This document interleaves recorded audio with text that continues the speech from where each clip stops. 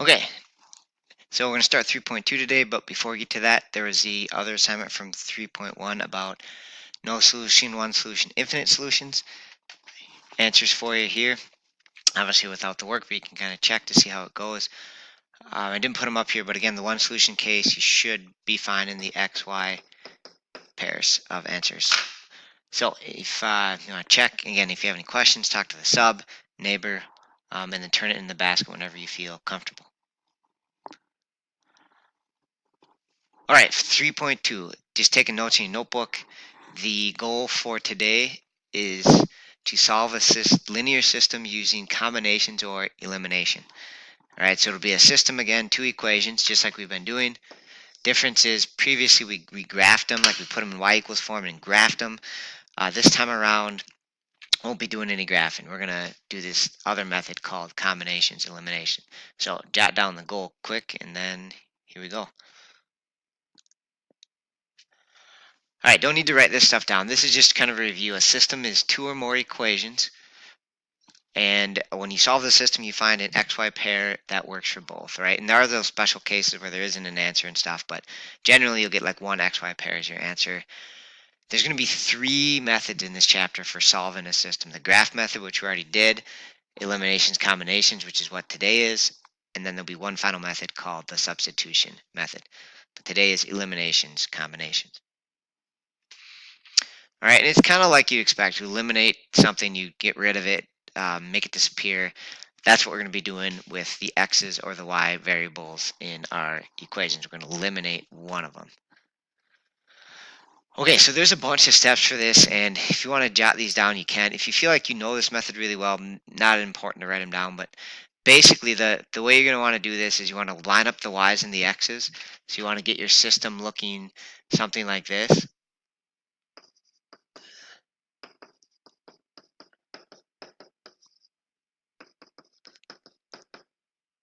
Right? You want to get them so they line up the y's and the x's. And then number two is kind of an optional step. You need to get the system so it looks like the one I have up here in blue, where the x's currently would add up to 0, right? Because we're going to add the two equations together, and we want one of the variables, either the x's or the y's, to be eliminated, disappear, and that happens when you have like 3 and -3. Right, so sometimes that already happened, like in the blue one, but sometimes you'll have to multiply the equations by values to make that happen. So just one example, one more example maybe of what we want, just making this up, is here you would have the y's that would cancel because you have +2 and -2. So that's what you want to do before you do step 2, which is to add them together, and then one variable be eliminated. Okay, that's kind of the hard part. Once you get the one variable eliminated, you can just solve for one of the variables, and you get like x equals 7, and then you'll substitute that answer of x equals 7 or whatever into one of the equations to get the other answer. So again, if you want to jot these down, you can. Otherwise, just do the sample problems. If you feel like you know this, just have the sample problems in your notes. Okay, so here's the first one where we're going to solve. So jot this one down and we'll go over it as a class.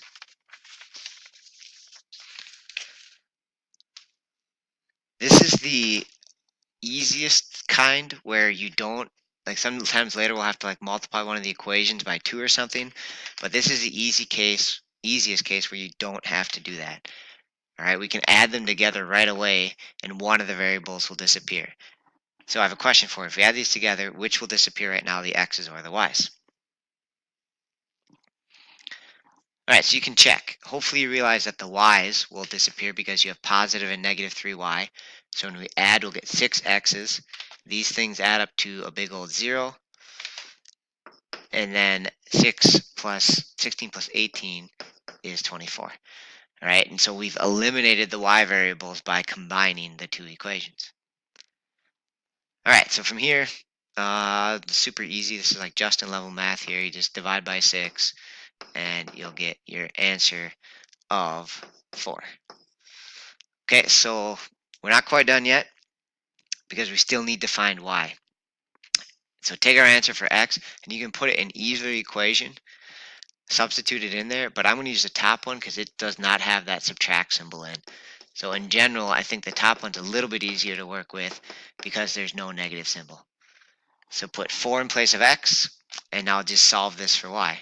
4 times 4. Now minus 16 from both sides. Divide by 3. And you can do that. 0 divided by 3 is just 0. So our answer is x4 and y0.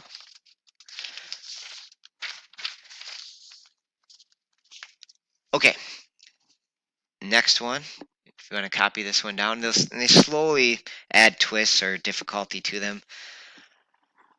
The trick on this one is we could try to add these right now. So again, copy this down, and I'll go through it with you. Pause it if needed.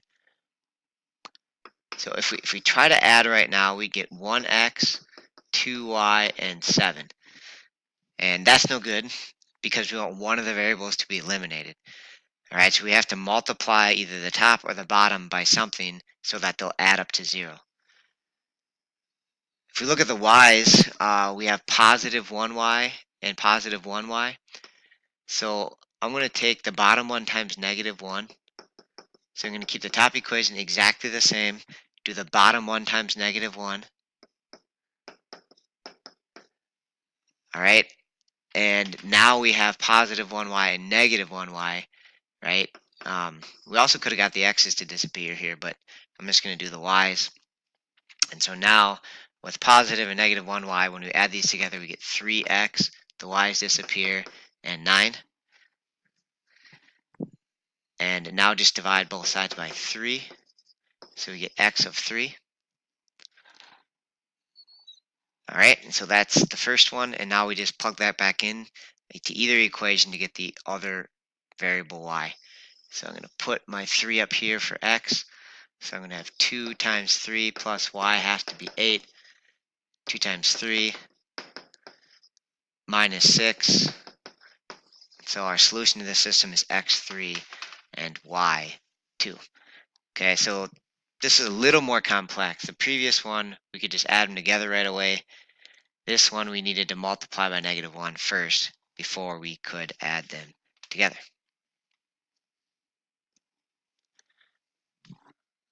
All right, another example. If you want to copy this one down quick.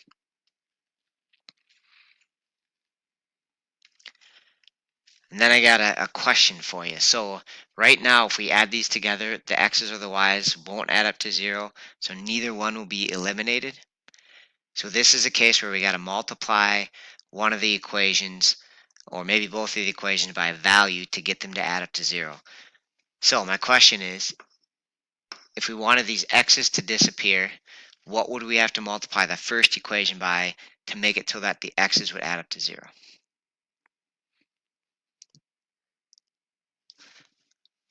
All right, back with you. Hopefully you got a 3 here.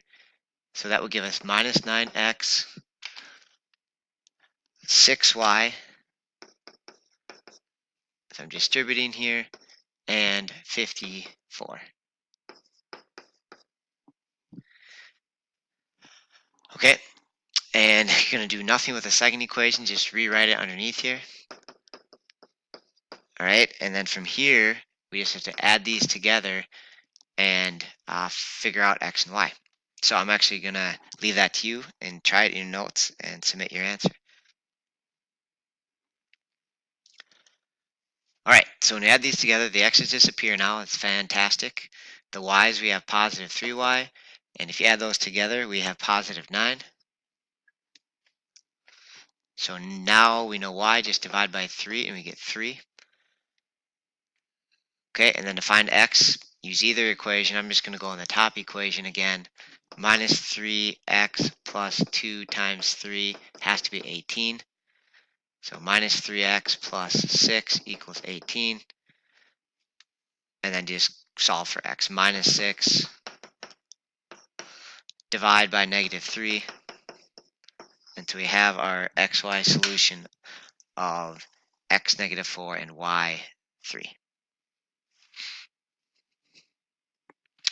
All right, so this lesson I kind of split up. I know there's a little more in this video, but if you want to start the homework and try 22 through 24, they should match what you have in notes so far. And I do have one quick hint for you too. And your hint is on 22. This one in the past, I know a lot of kids kind of had a mistake. So I was just going to try and help you with this. So on 22, it looks like this. And you can add them together right away because the y's will add up to 0. And so I know in the past what I've seen a lot of students do is write x equals 14. The y's cancel out, but it's actually x plus x, so you should get 2x equals 14. Y's cancel out, and then I'm going to leave it for you to solve from there. And again, do this first set and then come back and watch the rest of the video.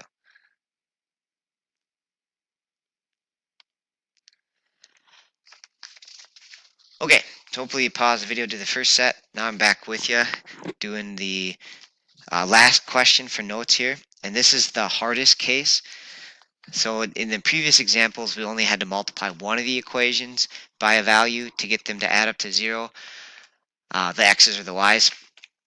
Not so on this one, all right? So the deal is, right, if you look at the x's, you can't just like double x to get them to match or triple it or something. Same thing with y's, right? It'd be nice if we could just like take the first one times 5 or times 4 and get the y's to add to 0, but that doesn't work for the y's or the x's here. Okay, so what happens is we have to multiply both of the equations by a number to get them to cancel out, right? And it's sort of like common denominators with fractions where if we just take the x's in this one, we have 2 and 3. So if I take the first one times 3 and the second one times 2, I can get 6 and 6, kind of like a common denominator of 6 for those two.